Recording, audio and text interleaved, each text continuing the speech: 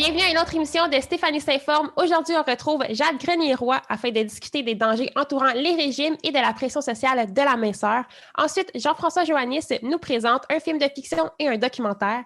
Mais avant tout, on rencontre Michelle Osborne, la directrice générale du Centre Action Génération des aînés, et Marie-Claude Lompré, la coordonnatrice des activités, afin de nous présenter les deux volets des services et d'activités offerts par le Centre.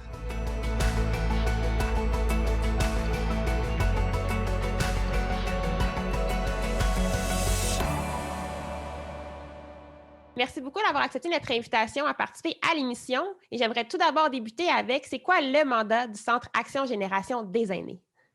Le Centre Action Génération des aînés est un organisme de maintien à domicile. Autrement dit, tous nos services et activités promouvoient le maintien à domicile et l'autonomie des aînés dans la vallée de l'Île. Donc, on met en place beaucoup d'activités et surtout des services à l'aîné qui lui permettent de rester dans son milieu de vie le plus longtemps possible. Et en parlant des services, vous en avez une panoplie. Est-ce que vous voulez nous les décrire un petit peu? Oui, c'est sûr que la pandémie, donc ça a été en plein fouet cette année sans s'arrêter. Oui. Nous, on fait du transport d'accompagnement. On a 24 bénévoles actifs. De la plupart, 80% ont 70 ans et plus. Donc, c'est certain qu'eux-mêmes étaient confinés. Donc, ça a été toute une gymnastique d'être capable de continuer à offrir le service d'accompagnement transport. Tu sais, c'est difficile pour un aîné qui est très actif dans la société, qui aide d'autres personnes âgées, de se faire dire tu restes à la maison pour ta propre santé. Donc, il a fallu vraiment jongler avec ça, recruter quelques bénévoles un peu plus jeunes pour faire l'accompagnement des aînés. Mais ça a été quand même plus facile parce que ils ont gardé simplement les rendez-vous en oncologie ou les rendez-vous vraiment d'urgence. Donc, ça a vraiment diminué énormément la demande au niveau du transport d'accompagnement. C'est sûr que ce qui a priorisé vraiment et qui a fait un gros boom, c'est la bouffe mobile. Nous, on livre des repas frais et congelés sur tout le territoire de l'île de l'Île. Donc, on parle de Bowman, Val-des-Bois, on descend vers la rivière, Mayo, Mulgrave-and-Garry, Tursault, Buckingham, Masson-Angers. Donc, on a près de 25% plus de repas qu'on livre sur les territoires. Il a fallu adapter encore là. On a fait l'évaluation des impacts et on dit qu'à peu près 60% des aînés à qui on livre la bouffe mobile demeurent seuls. On a des gens de 90 ans et plus qui sont encore à domicile.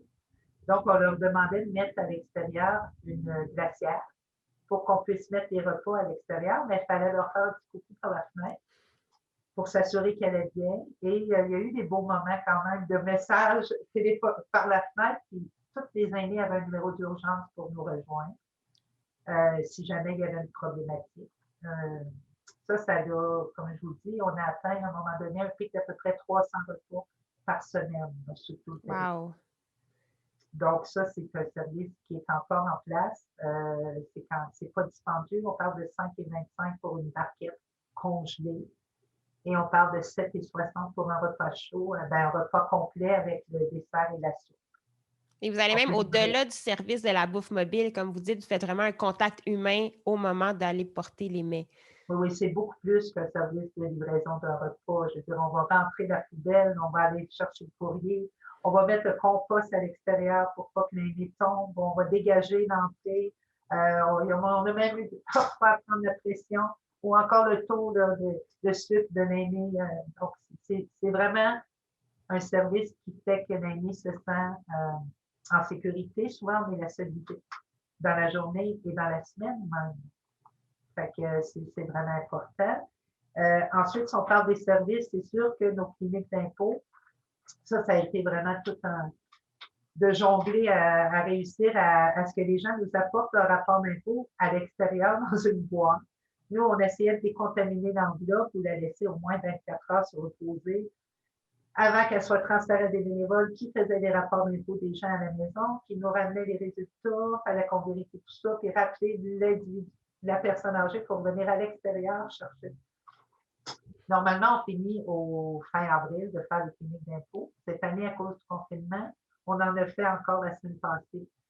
Des gens qui étaient confinés jusqu'en juin et qui se rendent compte qu'ils ne reçoivent pas leur supplément de revenu garanti parce qu'ils n'ont pas fait leur rapport d'impôt.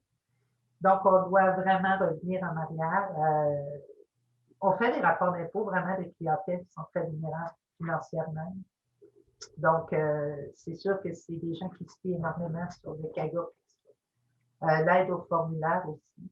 On va chercher des crédits d'impôt, on va chercher des crédits pour la solidarité sociale, l'accès à de l'aide au logement.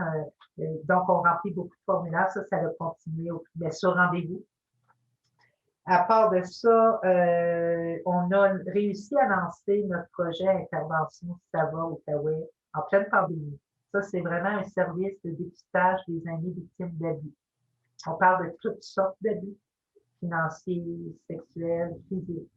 Et c'est vraiment un accompagnement qui est, c'est de l'empowerment, c'est de redonner le pouvoir d'agir à l'aîné face à sa propre situation.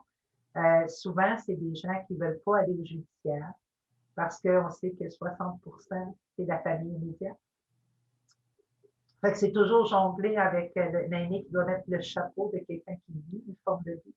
Il y a la honte, il y a le fait que tu dis non, tu ne veux pas que les autres le sachent. Donc, il y a un paquet de facteurs qui fait que tu ne mets pas le chapeau d'une personne qui vit la vie. Je veux dire, quand ton garçon vient une fois par mois et qu'il te demande des sous, mais s'il ne vient pas, tu n'as pas la visite, tu ne vois pas les petits-enfants. Fait que c'est vraiment, vraiment des situations qui sont difficiles. Puis en Outaouais, on se rendait compte qu'il manquait le maillon de prendre le temps d'écouter l'aîné et de faire les actions à son rythme à lui et à son vouloir aussi. Ça, c'est très important. On ne va pas plus vite.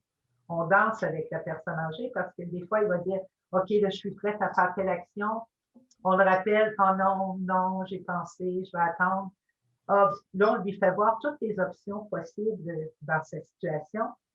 Si la personne allait au judiciaire, il arriverait ça, mais l'aîné a le choix, toujours le choix, on est là pour les accompagner. On a lancé le projet en juin, lors de la semaine de la maltraitance, la journée du ruban mauve, le 15 juin. Et depuis ce temps-là, ils ont à peu près une cinquantaine de dossiers d'ouverts et une trentaine de solutionnés. Puis on Donc, retrouve. c'est un projet régional qui couvre tout l'Outaouais. Il ne faut vraiment pas hésiter à référer si on soupçonne. Nous, on peut aller voir, on peut évaluer. Et vous savez que les situations de maltraitance, ce n'est pas toujours des situations de méchanceté. Souvent, c'est la fatigue et le manque de ressources qui cause ça. Quand on est proche aidant, surtout en pandémie, et qu'on est deux personnes qui ne voient personne, la lourdeur de la situation parfois peut engendrer des situations qui sont involontaires. On travaille les deux, on travaille et on se rend compte qu'il y a beaucoup de santé mentale dans ces dossiers-là, énormément, et il n'y a pas beaucoup de ressources, malheureusement. Puis justement, les ressources, on les retrouve toutes sur votre site Internet. On a autant les numéros de téléphone, autant des liens pour vous contacter. Et il y a également votre page Facebook sur laquelle vous êtes très actif pour justement donner accès aux ressources, aux services. Mais vous avez également un volet activité que j'aimerais discuter avec Marc-Claude. En fait, vous avez plusieurs activités pour être présent avec les aînés. Voulez-vous nous en parler un petit peu plus des différentes activités que vous offrez? Oui, bonjour. C'est sûr que oui, on a dû s'adapter, puis on sort beaucoup de notre zone de confort parce que, bon, c'est quelque chose qu'on n'a jamais vécu. C'est sûr qu'au tout début, on avait le vent dans les voiles, on avait une programmation superbe. On a dû tout annuler. On a fait des exercices au balcon, aux résidences du Bel Âge en collaboration avec la ville et des bénévoles, puis des collègues de travail. On a mis des concerts au balcon aussi. À l'été, on a pu donner nos cours de Taigong au parc. On a pu avoir le jardin communautaire avec toutes les normes et tout ça de la santé publique. Mais rendu à l'automne, on était en zone orange. Là, tu sais, il faut s'adapter aussi. En zone orange, on peut avoir des activités en présentiel. On a eu des activités en présentiel, en petits groupes, en respectant toutes les normes. Mais là, depuis la zone rouge, vu que c'est pas essentiel, on a dû arrêter nos activités en présentiel. Alors, on s'est retroussé les manches. On a quand même donné des cours de tablettes aux aînés. C'est une jeune, une belle activité intergénérationnelle. C'est une jeune qui a donné des cours aux aînés. On avait le droit parce que c'était jugé essentiel pour eux pour briser l'isolement. Et puis, j'ai une collègue de travail aussi qui est travailleuse de milieu, qui s'est déplacée chez les personnes avec tout l'équipement de protection pour télécharger Zoom pour les gens qui ne pouvaient pas se déplacer. Et puis là, maintenant, on offre beaucoup de conférences sur Zoom. On a tout plein. Il y en a à venir. Hier, on avait l'achat local, on va avoir le droit des consommateurs, prestations crédit d'impôt, sortir de sa zone de confort, les pèlerins de Compostelle. En tout cas, on a plein de belles activités. Puis, de belles conférences, là, mais puis la journée de la conférence, s'il y a des gens qui ne sont pas à l'aise à se brancher, on est au téléphone. C'est un beau travail d'équipe. J'ai une collègue qui ne fait que ça, être au téléphone puis aider les gens à se brancher pour qu'ils puissent participer à la conférence. Puis, on s'aperçoit qu'avec le temps, les gens sont de plus en plus à l'aise, sont tellement contents de se voir, tellement contents qu'on a rajouté une activité qu'on appelle l'heure du thé, où on fait juste placoter parce qu'on s'est aperçu que les gens avaient besoin de parler aussi parce que des fois, on est obligé de les interrompre pour que la conférence commence, là. Mais voilà un petit peu ce qu'on a mis en place là, pour en tout cas, pendant qu'on est en zone rouge. Si on revient en zone orange, peut-être qu'on pourra continuer à offrir des activités en présentiel en petit nombre. Et vous allez également mettre sur justement votre Facebook, vos réseaux sociaux, les différentes adaptations qui vont arriver avec les zones rouges et toutes les mesures sanitaires du gouvernement. Et je vous remercie grandement d'avoir été parmi nous pour nous présenter vos services et vos activités. Pour les gens qui seraient intéressés à devenir bénévoles, ils peuvent également le faire en allant sur votre site web. Donc, on va mettre tous les liens nécessaires pour ceux qui seraient intéressés à participer ou même qui voudraient prendre part aux services et aux activités que vous offrez. Donc, merci encore une fois et on va enchaîner avec la chronique nutrition avec Jade. Yep.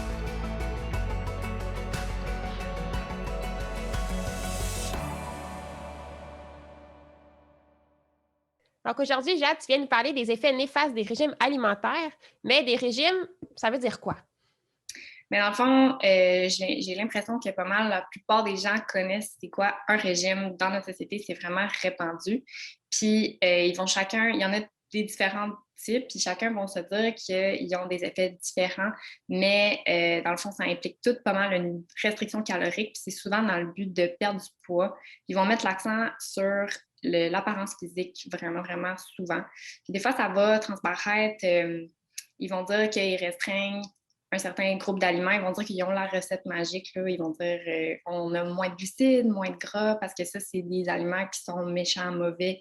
C'est tous des termes qui sont vraiment excessifs. Ça, on retrouve ça vraiment souvent dans les régimes. C'est un peu un problème de société, justement, d'associer des bons et des mauvais aliments. Oui, exactement, c'est ça. Dans le fond, si on attribue une charge émotionnelle vraiment grande à un aliment, c'est comme ça qu'on va finir par se priver. Exemple, si on dit des frites, c'est vraiment pas bon, ça va me faire engraisser, mais par exemple, une pomme, c'est ça qui va sauver ma vie. On entend souvent le dicton une pomme par jour, plus en anglais, mais an apple away keeps a doctor away a day.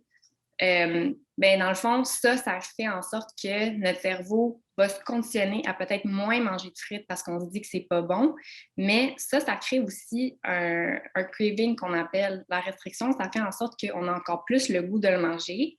Tandis que si on met les aliments tous sur la même charge émotionnelle, après ça, c'est beaucoup plus facile d'écouter son corps pour vraiment savoir qu'est-ce qu'on veut vraiment manger, de quoi on a besoin aujourd'hui. Donc, c'est un peu dans cette optique-là qu'on n'aime pas ça, là, que les diètes fassent en sorte qu'il y ait une grosse charge pour chaque aliment.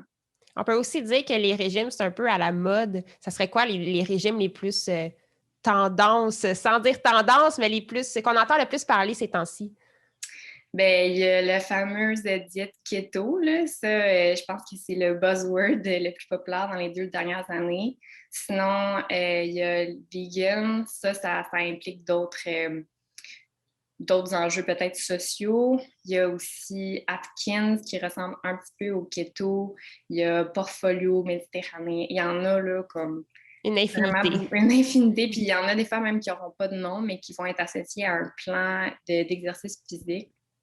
Donc, ils vont souvent s'associer au nom que la compagnie en tant que telle, ou ça va être souvent dit sous des plans alimentaires, par exemple.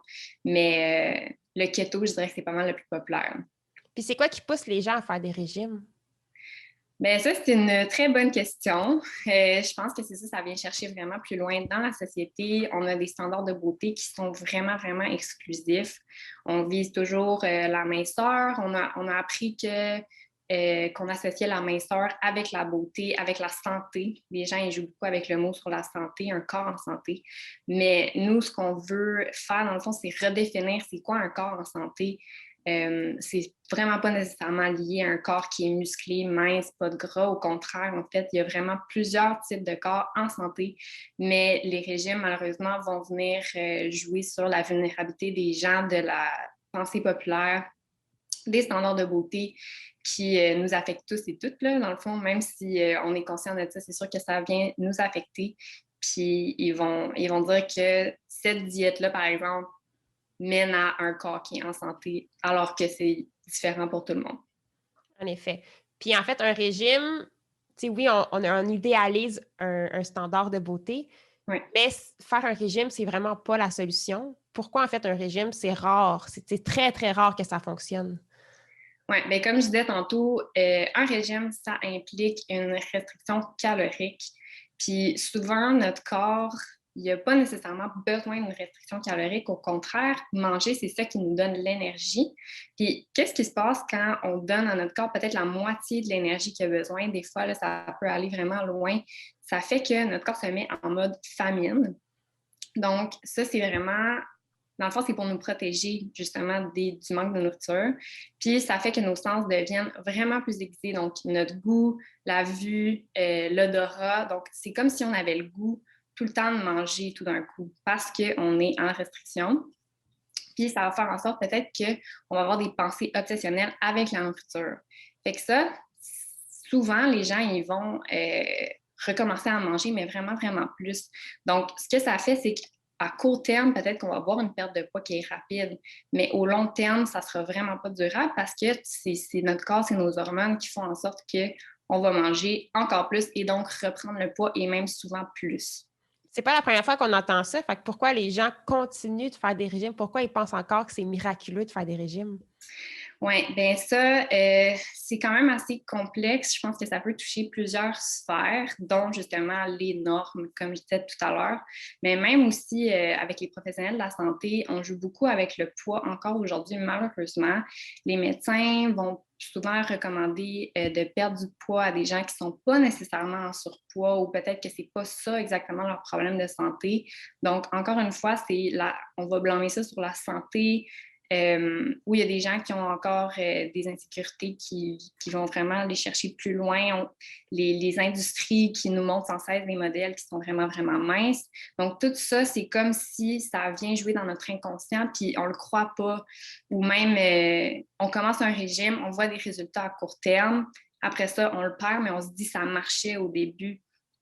Donc, on se blâme nous-mêmes, puis on blâme pas toute la structure puis le système qui est derrière. Puis c'est vraiment ça qui est le gros problème, en fait, là-dedans. Puis rapidement, ça serait quoi les autres solutions envisageables pour perdre du poids ou se mettre plus en santé autre que les régimes? Mais là, premièrement, c'est de se demander, est-ce qu'on aurait besoin de perdre du poids? Souvent, la réponse est non. Je sais qu'il y en a qui vont, c'est pas nécessairement ce que les gens veulent entendre, mais exemple que quelqu'un aurait besoin de perdre du poids ou serait en surpoids, en tant que nutritionniste intuitive, que je ne suis pas encore, mais bientôt, on ne va pas se concentrer du tout sur le poids, on va juste se concentrer sur avoir des meilleures habitudes de vie. Puis si la personne est en surpoids, naturellement, va perdre du poids. Donc, ça, c'est l'approche qu'on préfère avec ces gens-là. Puis si la personne insiste pour perdre du poids, mais des fois, ils vont aller voir des professionnels. Il faut que ça soit vraiment bien encadré. Sinon, moi, je recommande aussi beaucoup d'aller voir un psychologue pour travailler sur l'image de soi. Donc, ça, c'est tous des outils qu'on peut aller chercher, mais c'est vraiment pas facile. Il n'y a pas de recette magique. Ça reste un gros enjeu dans notre société là, aujourd'hui encore.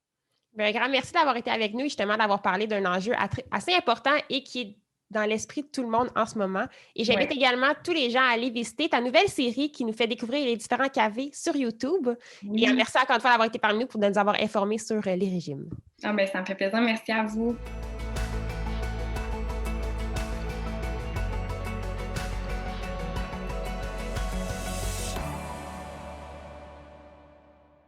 Bonjour Jean-François, c'est quoi tes 2 nouvelles suggestions cinématographiques pour la semaine? Ben, j'ai 2 films à vous proposer, dont une première qui est une œuvre de fiction, News of the World, et aussi on va parler d'un documentaire là, dans le deuxième segment. Et pour commencer, pourquoi as-tu décidé de nous parler de News of the World? Ben, News of the World, c'est encore une de ces situations où est-ce que c'est un film qui aurait dû sortir originalement au cinéma. Et puis là, comme on sait, les nouveautés, là, soit que c'est en partie au cinéma puis disponible en streaming à gros prix, sinon complètement là, sur streaming, mais toujours à gros prix. Fait que je me suis dit, bon, ce serait peut-être intéressant d'en parler, à savoir, ben, ça vaut-il la peine de faire cette dépense-là de 20 quelques dollars pour ce film-là. C'est un film qui est une réalisation de Paul Greengrass. Paul Greengrass, on le connaît pour, entre autres, la série Bourne. C'est lui qui a fait à peu près tous les films passés, le premier.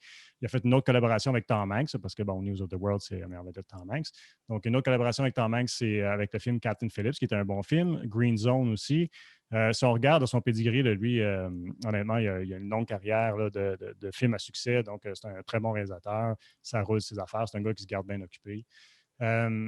Puis, ben, c'est ça. Fait que, il y a Tom Hanks qui joue dans ce film-là, qui est comme à l'habitude toujours aussi sympathique, toujours aussi engageant. Tout le monde l'aime, on aime bien suivre ses films, c'est certain. Et puis, une jeune fille qui se joint à lui dans ce film-là, Elena Zengel, qui, elle, est de l'Allemagne. Une jeune fille qui a 12 ans aujourd'hui, fait que je figure qu'elle avait probablement 11 ans au moment du tournage. Donc, chapeau à sa performance pour une fille de son âge, c'était quand même très réussi, je dirais. Bon, l'histoire, c'est l'histoire de Captain Kidd, qui est joué par Tom Hanks, qui, lui, est un vétéran de la guerre, parce que là, ça se passe dans les années, ça se passe 5 ans après la Grande Guerre civile, donc 1870, si je ne m'abuse. Et puis, lui, ce qu'il fait après avoir fini son service, c'est qu'il va se promener à travers les États aux États-Unis pour livrer la nouvelle. Donc, il va lire les journaux. Les gens viennent payer un petit montant, puis lui, il s'assoit dans une salle, puis il lit la nouvelle aux gens, parce qu'on sait à cette époque-là, bon, c'est pas tout le monde qui savait lire. Et puis, un jour, il va quitter un village et il va tomber sur cette jeune fille-là qui, elle, a été enlevée lorsqu'elle était très jeune par une tribu indienne et elle ne parle pas l'anglais, elle va parler leur langue, elle connaît les coutumes indiennes et tout ça, mais de toute évidence, elle est d'origine américaine. Et puis, bon, lui, à travers son aventure, il va découvrir qu'il a toujours de la famille qui habite au sud des États-Unis et il va entreprendre de la reconduire vers sa famille. Puis, en gros, ben, c'est ça l'histoire. Puis, honnêtement, il ne se passe pas vraiment grand-chose de plus.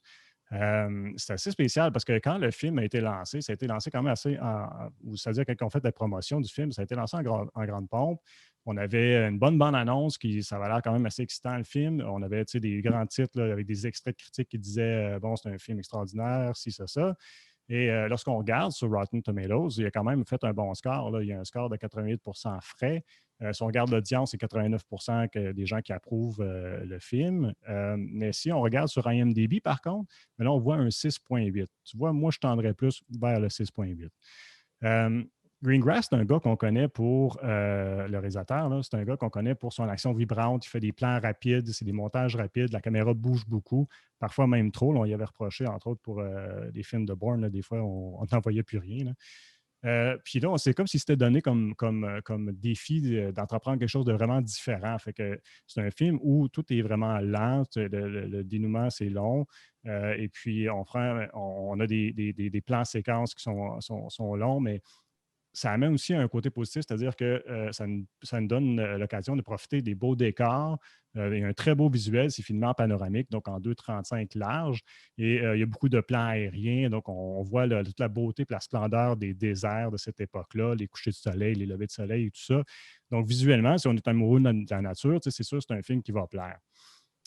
Pour continuer du côté positif, je peux dire aussi que la direction artistique, là, probablement qu'elle mériterait une nomination aux Oscars parce que pour ce qui est de la fabrication des décors, c'est très réussi. Là. On a vraiment construit des villages Far West qui sont authentiques, qui ont l'air réels. Puis, si on pense au typique film américain Far West, moi, je trouve que les décors, souvent, ça avait l'air pas mal trop neuf pour ce que c'était vraiment à l'époque. Puis, on voit bien que c'est genre fait dans le stationnement d'un studio quelque part. Là, alors que là, honnêtement, c'est très réussi. Là, ça donne vraiment l'impression qu'il y a eu du vécu là-dedans, dans ces villages-là. Et puis, je dois lever mon chapeau pour ça, notamment quand ils vont aller dans la ville de Dallas. Bon, on sait que Dallas, c'est une des plus grosses villes américaines. Puis, le village était quand même gros. Là, puis, quand on voit ça de cette séquence-là, c'est quand même impressionnant. Fait que de ce côté-là, je trouve que c'est très réussi. Par contre, ben, c'est ça. Pour revenir à l'histoire, c'est un film qui est très long. C'est un film de 2 heures. Je pense que ça aurait pu être coupé à 1h30. Honnêtement, il ne se passe pas tant de choses que ça. Il y a quelques occasions où est-ce que, on va craindre un peu pour la vie des héros, mais en même temps, on sait bien que ils vont s'en sortir. Puis, malgré la performance de jeune fille, je trouve qu'il n'y a pas tant d'attachement pour elle. Je ne sais pas, peut-être qu'on est trop conscient peut-être de l'issue de où est-ce que ça va venir, cette histoire-là. Là.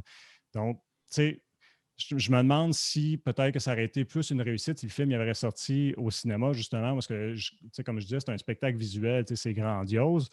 Fait que peut-être de l'avoir regardé sur un grand écran au cinéma, ça aurait peut-être valu la peine de payer le gros prix. Maintenant, à la maison, si tu le regardes sur une petite télé, je ne suis pas si certain que je ferais cette dépense-là. Peut-être que c'est un cinéma maison. Moi, j'ai eu la chance de regarder quand même sur quelque chose de gros, fait que c'était le fun pour ça. Mais c'est ça. Je me réserverais là, peut-être le temps là, que le prix descende là, pour le louer. Là, ça vaut peut-être la peine de payer moins cher. Et pour les curieux qui, justement, voudraient quand même aller voir le côté plus cinématographique des paysages et même l'histoire, c'est sur quelle plateforme qu'on peut le retrouver? Ben, il est disponible sur demande, donc il faut le louer à différents services. Donc, moi, je passe par le PlayStation Store, là, mais il y a différents services où on peut le louer comme ça. Parfait. Puis, tu avais également envie de nous parler d'un documentaire. Oui, The Great Disconnect. Écoute, super beau documentaire. C'était fait par Tamer Solomon, qui, lui, habite à Ottawa. Et puis, c'était quelqu'un qui s'intéresse beaucoup à la santé.